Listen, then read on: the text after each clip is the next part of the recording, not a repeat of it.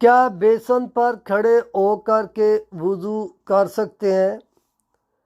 دیکھیں، جس پانی سے آپ وضو کرتے ہیں اس پانی کو کہتے ہیں مستعمل۔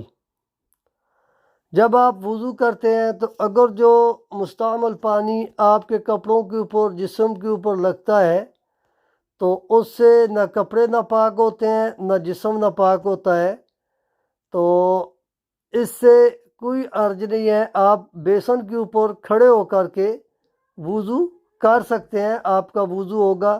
لیکن کوشش یہ کریں کہ جو مستعمل پانی ہے وہ آپ کے کپڑوں کے اوپر، جسم کے اوپر نہ لگے۔ یہ حرام نہیں ہے لیکن یہ ایک مکروہ ہے، یعنی پانی حرام نہیں ہو جاتا، ناپاک نہیں ہوتا، لیکن یہ ایک مکروہ عمل ہو جاتا ہے، تو اس سے گریز کرنی چاہیے، لیکن کھڑے ہو کے وضو کر سکتے ہیں۔